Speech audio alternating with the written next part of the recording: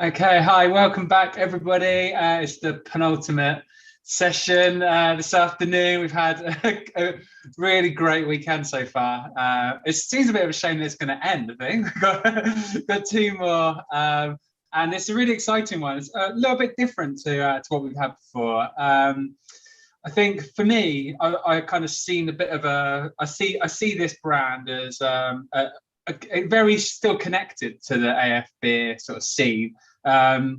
Obviously, we've got Cloudwater Soda, and it's obviously not a beer to begin with, so makes it different from the rest of the drinks we had this weekend. But we'll hear about sort of the connection to the Cloudwater Brewery. Because we're joined by Anja, who's the ambassador at Cloudwater Soda. So, hi Anja, how's it going?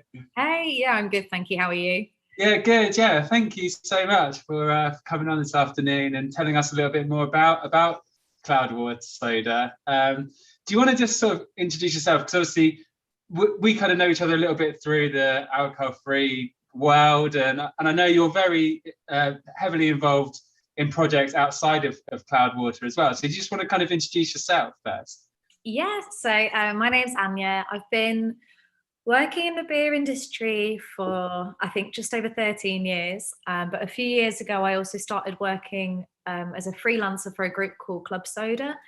So I think a lot of you have probably heard of them. Club Soda do a lot to help people who are changing their relationship with alcohol. So whether you're wanting to quit or cut down or take a break, Club Soda provide courses, loads of content. We've recently started a podcast just to kind of help you with that journey. And they also host a massive community online as well. And then they also do a lot to sort of advocate for brands that are making all these fantastic products. So yeah, I'm really lucky to work with them and help them with creating and managing their content. And yeah, then I started working with Cloudwater. Gosh, time has lost all meaning. I think it's almost 2 years ago. Okay. Yeah, and I started working with them as the soda brand ambassador as the Nice. soda project started. So yeah. And so when did the project start for them on the soda then? I mean, it's so hard, isn't it? Is it 2019? What year is it? Yeah. Yeah, so it started in 2019 and it actually started under a different brand name. It's been quite an interesting journey. So we started off, I mean, we try not to talk about it too much, but we started off as Good Call Soda, and we wanted to actually keep that quite separate from Cloudwater as a brewery. So Cloudwater have been brewing beer for several years now, full strength beer. And we wanted it to be a separate brand. I think what we really wanted to do was reach a different audience of people. And, you know, there are so many people who don't drink, for whom alcohol-free alternatives like alcohol-free beer or wine aren't appropriate products. So we wanted to pitch something that was kind of still grown up, and you know, it's that classic thing when you're out, you don't just want to drink a Diet Coke all night. Yeah. So we wanted to make something that kind of filled that gap in between, but still nodded towards our brewing roots.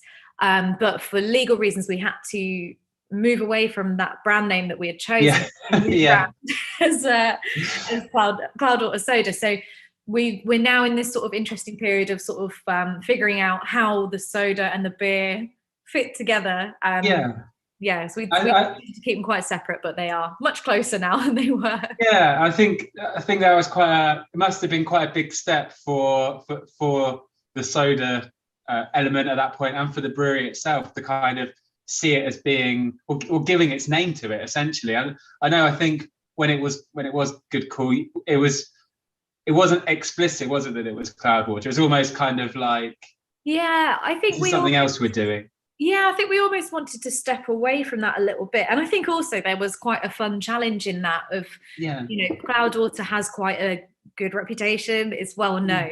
And I think there was quite a challenge in creating a new brand that didn't rely on that platform. But, you know, unfortunately, didn't go quite to plan. But I think, you know, it has worked in our favour to be using the Cloudwater brand. Definitely. But I think we still want to kind of keep it quite separate in a way. So yeah, it's quite interesting sort of balancing where it all goes. Yeah, I bet. Yeah. I think like so you launched with what were the first drinks that you launched with? I mean, the first ones, so it was the Club Soda Mindful Drinking Festival 2 summers ago, so 2019, and we took a load of the mango and citra and a bunch of the green tea, and we were just giving it out to people because we wanted to see what people's response was. And then, those recipes have been tweaked, particularly over that first sort of year. We've been playing around with the green tea again recently. We've been testing different steeping temperatures for the green tea to sort of, some people have found it a little bit too astringent. So we've just been playing with that a bit, but we're pretty solid on those 2 recipes now. And then the pineapple and yuzu, gosh, early last year. Because we did a collab with Nanban. Tim Anderson is the head chef there, and we did a yuzu and bergamot collab, and it went down so well. And again, we took that to the next Club Soda Festival, and people go mad for it. So we were like, yuzu's definitely something to work with. So, the core range at the moment sits with the 3 products, which is the mango, we're calling it mango sour now, the green tea and the pineapple and yuzu. And then the rest of it at the moment is kind of experimenting and collaborating and playing around with different ideas. And this one, so the one we're drinking is raspberry and rhubarb lemonade with Belma hops. So I mean, straight away when I opened it, you can really smell the raspberry, can't you? It's like I poured it out in front of me, and it was I could smell it, from a distance, which is great. And then what kind of? Then I kind of got almost like a bit of cloudy lemonade as well, with like that lemony. So what should people kind of be tasting from this? What would you? Yeah, I mean, so we've played around a little bit with, particularly when we're using citrus fruit, what we actually use, because I think originally some stuff that we've tried, we've just used juice and we've not used zest as well. So I think adding that zest gives it a bit more depth in that sort of lemon character. I think, as you're saying, like that kind of traditional lemonade thing is really there. So I don't work on site in Manchester because I live in Leeds. So I was so excited when I got hold of this because the team had been experimenting with different things, and I was like, so are we talking like kind of modern lemonade, or are we like trad, like what? So really happy with how it turned out. I think you've got that lovely kind of zingy, quite tart rhubarb character. And the raspberry, I think the raspberry is quite subtle. Really definitely. We're going to play around a bit more, I think, with the kind of lemonade base and try some different iterations of this. Play with some different berries and things, so you can expect that in the next few months. I know the hops, so the hops come from kind of what's being used in the brewery. What's the kind of connection there? So at the moment it does tend to be I guess we sort of come up with what kind of fruit flavors we want to work with, or tea or whatever, and then we're sort of thinking, right, well, these are the characters that we get there, so what would complement that really well. And that does tend to be, we don't order hops in specifically for soda. We have an abundance of excellent hops in for the beer. We tend to look at what we have and think what's going to fit where. And it's nice because I feel like the brew team, the whole crew really, now and again we'll make a beer and I don't know, maybe we've used like Sabro or something, and then people will be like, hey, but what if we put that in the soda and paired it in this way? So it's kind of nice that everyone is sort of getting involved with kind of developing those ideas and thinking. That's great. I bet a lot of this gets drunk in the brewery as well, like when I think so. Which is great. I think it's really important that we are a company that makes full strength beer as well. So I think it's really important that we're encouraging our own crew to explore products like this that, it doesn't always have to be boozy, and people are getting excited about it, which is really nice. Yeah, definitely. So do you want to tell us a bit about the other collaborations? You mentioned one that you've done, but there was the Square Root one recently as well. What are the, so is that quite important to the brand as well? Yeah, I mean, I think we sort of we're really treating the soda in the same way that we treat our beer, in that, one of the most exciting things about brewing is having those collaborative efforts, meeting peers in the industry, learning from what they do. So yeah, I think collaboration has been a really important part of it. I think the first ones that we did, so we did the yuzu and bergamot with Tim from Nanban, which it was so good. I'm quite keen for us to redo that. No. And then we also around the same time released a collab with the team from Bunderbust. Yeah. Which I really loved. So Bunderbust make Gujarati food and pair it with beer, and I think they're really, really great at delivering a good menu for their non-drinking customers as a Nanban. So I think for those first collaborations, we wanted to work with people that, you know, already did a good job of serving their non-drinking customers, and that are sort of known for working with great flavors and thinking about how we pair alcohol-free drinks with food, because I think it's an area where customers are underserved a lot. You know, you can go to some of the most fantastic restaurants, and then, I mean, I won't name names, but I went to a Michelin-starred restaurant in the old days before, and they had, you know, you're eating like some of the best food in the country, and they offer you like a cranberry juice or a Diet Coke, and I'm like, whoa, like, and I know that's a big thing. Money and give me something good. That's a big part of Cloudwater Soda as well, isn't it? That getting into restaurants and I think people are really missing a trick with that, you know, like you should be delivering a premium experience no matter the customer's drinking habits. And you're not only underserving the customer, you're missing out on, there's money to be made as well. I mean, I think with those first ones, we just really wanted to encourage people to think about that customer experience and to think about, you know, those really enjoyable moments around the table. So I was really happy with how those turned out. And then the Square Root one as well is pretty good. I really enjoyed that one. I mean, working with Square Root is just a pleasure because they're so organized, they're so fun, they're so good at what they do. I absolutely love their social media content as well. Like watching them go to the farm and get cucumbers and so good. We're gonna do something else with them as well. So they hosted. I mean, I say hosted, we obviously couldn't go and be there, but they hosted that one, so it was produced on their kit. But the sort of recipe development was, you know, we kind of, it's very sad, but it was all lots of back and forth on the emails to make that happen. And then we sent down hops for that one. Oh, nice. And then we're going to do it the other way around. So we're going to produce something at our site. Don't want to say too much, but they provided something very exciting for that, which will be coming out soonish. It is work with them, you know, we really look up to what they do. Sort of watching them grow that brand over the last few years has been amazing. I think, and like you say, like it's such a big part of the beer world is those collaborations. Like we've seen with like Big Drop, they've been doing all their collaborations, and the more that can kind of be incorporated into alcohol-free world as well, then it's just better for everyone, I think. Like the more you're just learning and you're producing fantastic drinks as well. So so what you mentioned, the rebranding, you got new branding. What else can we kind of expect in the future from Cloudwater Soda? Ooh, I mean, so we have just rebranded.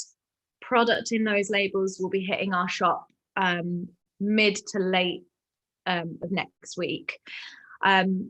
Really excited about that. We've been talking about it for months, and I think so far from this range, this has been our favorite in terms of how it looks.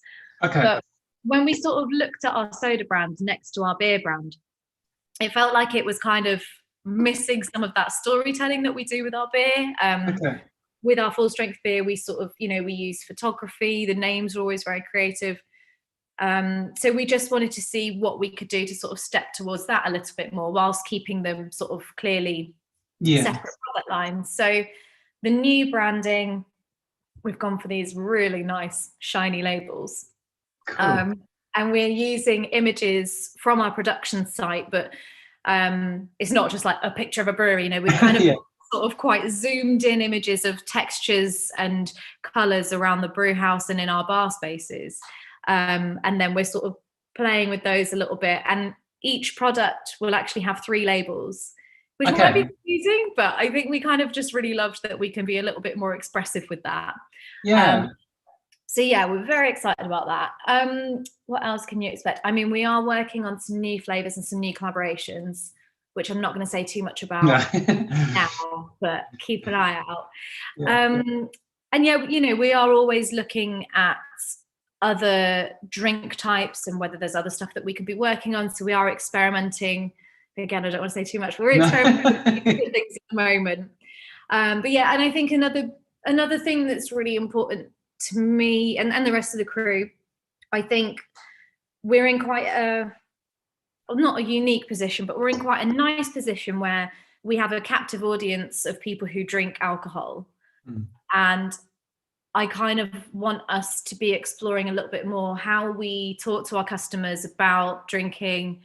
You know, I think we want to be sort of championing that sort of moderate mindset a little bit more, and speaking to those non-drinking customers and trying to build a little bit more empathy between the types of customers that we have. I think something that you see a lot still in Boozy Town is people that are like, why, what's the point? And so we're looking at kind of how our content can do a better job of advocating for any non-drinking customers that we have.